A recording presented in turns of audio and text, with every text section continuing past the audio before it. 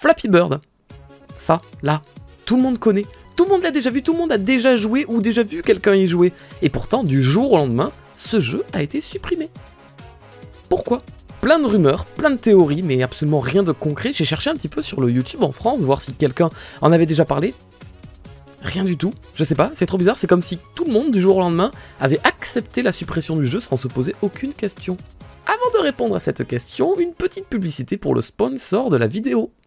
Aujourd'hui, je vous présente Fenrir de Chukaku Akamatsu et Miyoko Onishi. C'est un manga historique avec beaucoup d'action et un brin de fantastique. Il a été publié au Japon, chez Square Enix, c'est par exemple les mêmes éditeurs que Full Metal Alchemist. Les auteurs revisitent l'histoire et l'enfance de Genghis Khan, l'un des plus grands conquérants du monde. En bref, Fenrir c'est quoi? C'est une grande saga avec tous les ingrédients qu'on aime, aventure, combat, ennemis de plus en plus puissants, une galerie de personnages très riches et un brin de fantastique, et une quête servie par un dessin d'une grande élégance et d'un grand dynamisme dans un cadre inédit en manga, à savoir les steppes mongoles.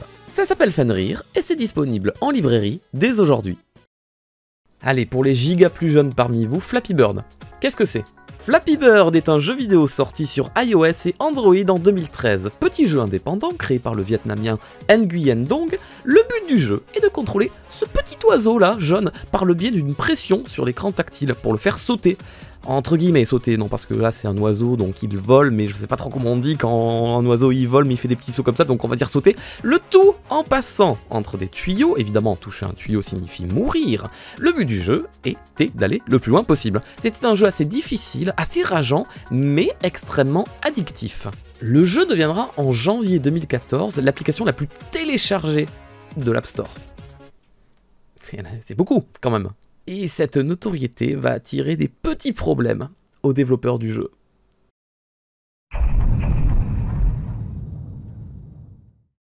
Les tuyaux, là, ceux-là, ces tuyaux-là, tu les connais? Et oui, ce sont les mêmes tuyaux qu'on retrouve dans certains jeux Mario de Nintendo. Et vous connaissez Nintendo quand il s'agit de protéger leurs licences et leurs propriétés. Mais là, c'est uniquement des rumeurs, on n'a aucune information officielle sur une possible plainte ou aucune remarque de la part de Nintendo, rien du tout. Alors que quand Nintendo poursuit un développeur qui copie un de ses jeux, en général ça se sait très vite même.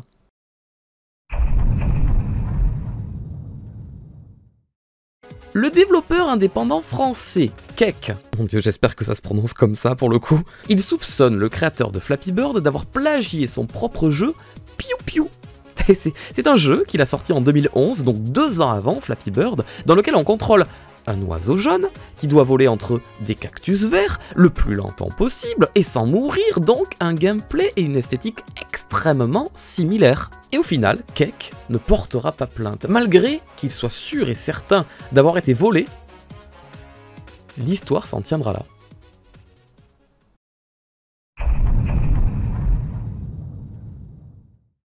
Là aussi, une rumeur. Une rumeur qui voudrait que le développeur de Flappy Bird ait acheté des bots ou payé des faux joueurs pour télécharger en masse son jeu sur iOS et Android en les faisant commenter en masse et en laissant 5 étoiles sur son jeu pour faire gonfler ses stats.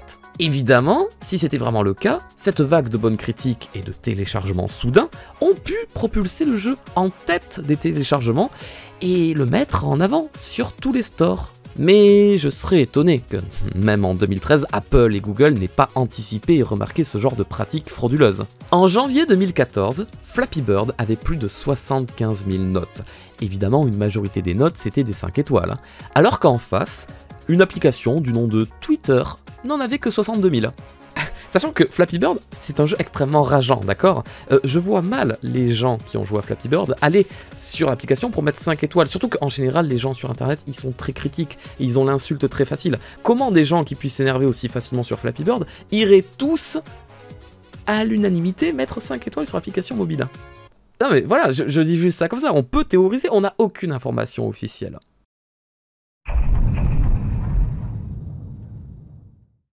C'est le 8 février 2014 que le créateur de Flappy Bird annonce sur Twitter qu'il va retirer son jeu de l'App Store et du Google Play, le lendemain de son tweet à 11 h du matin.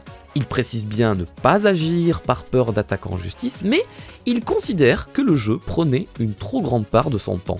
Alors que le jeu a été développé en seulement 3 jours. Il dit aussi vouloir s'éloigner du succès et de la couverture médiatique que Flappy Bird lui apporte. Flappy Bird est mort, mais son aura plane toujours au-dessus des stores de Google et d'Apple. Une myriade de clones de Flappy Bird ont été créés, évidemment sans jamais égaliser le succès de l'original. Il y a des téléphones, Android et Apple, d'accord, qui contiennent encore la version originale de Flappy Bird à l'intérieur et qui sont vendus des petites fortunes sur eBay. Moi-même, un de mes anciens téléphones possède Flappy Bird, alors peut-être que j'ai une pépite d'or dans mon tiroir, je sais pas, mais j'ai toujours gardé parce que c'était vraiment un jeu que j'avais kiffé à l'époque et que ça me faisait le souvenir. Mais voilà, sachez-le, il y a des ventes aux enchères. C'est marrant, hein. Ce qui m'inquiète, moi, personnellement, ce sont les tweets postés par le créateur du jeu. Juste avant sa suppression, en 2014, il a clairement dit « Je ne peux plus supporter ça ». C'est un petit peu bizarre ça quand même, tu trouves pas? Les rumeurs, encore et toujours, affirment que les revenus publicitaires de Flappy Bird, quand il était à son sommet, généraient environ 50 000 $ par jour. Dong Nguyen affirme que Flappy Bird est l'un de ses plus grands succès, mais qui lui a aussi ruiné sa vie. C'est écrit, c'est son tweet. Il dit aussi que maintenant, il déteste ça. Il réitère le fait que la suppression du jeu n'est pas liée à des pressions juridiques, uniquement qu'il ne peut plus le garder. Il tweetera qu'il ne vend pas Flappy Bird et il demande à ce qu'on ne lui pose plus aucune question sur le jeu. Je suis désolé, mais moi je trouve que c'est hyper bizarre. Genre on dirait trop qu'il y a des choses cachées.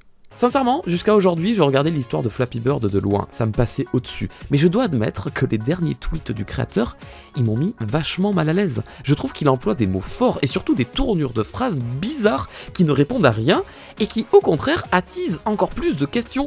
Parce que, mettons-nous juste d'accord sur ça, des accusations, apparemment, il y en aurait eu, mais des solutions aussi, il y en a. Si Nintendo a vraiment mis un coup de pression, rien n'empêchait à Nguyen de simplement changer le design de son jeu, de mettre autre chose à la place des tuyaux. Mais pas besoin d'en arriver au point de supprimer une poule aux œufs d'or qui rapporte 50 000 $ par jour. De même pour la pression ou le succès du jeu. Si le développeur n'arrivait pas à supporter tout ça tout seul, et ça, crois-moi, je peux le comprendre, avec 50 000 $ par jour, tu peux pas recruter une équipe de professionnels spécialisés dans la gestion et la communication et tu leur laisses toutes les responsabilités. Et toi, tu t'occupes de plus rien vis-à-vis du jeu. Mais tu continues à engendrer des sommes astronomiques. Le créateur du jeu a tweeté ceci. La presse surestime le succès de mes jeux. C'est quelque chose que je n'ai jamais souhaité. S'il vous plaît, laissez-moi tranquille. Laissez-moi en paix. Les choses sont hors de mon contrôle. La presse me recherche jusqu'ici, dans mon pays. Est-ce là la vraie raison de la suppression de Flappy Bird, la peur d'être sous les feux des projecteurs? Et pourtant, même si cette raison est possible, qu'elle soit compréhensible, le truc c'est qu'aujourd'hui, Nguyen, il continue à développer des petits jeux, et ces jeux-là, ils sont toujours relayés par la presse, et lui-même, il participe à des interviews, des fois, il montre son visage en interview.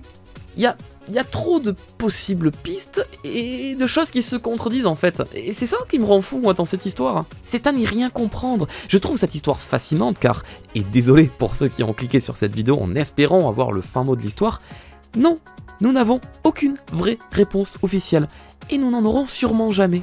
Alors, durant mes recherches, je suis aussi tombé sur une creepypasta portugaise qui raconte l'histoire comme quoi le développeur de Flappy Bird aurait trouvé le code source du jeu sur le dark web et que en fait le véritable développeur du code source qui est sur le dark web mettait énormément de pression sur le développeur que nous on connaissait et du coup c'est pour ça qu'il avait tweeté ça. Donc du coup l'histoire était bien écrite puisque ça concordait bien avec le style des tweets où il écrivait, où on avait l'impression qu'il y avait quelqu'un derrière qui lui mettait la pression et tout.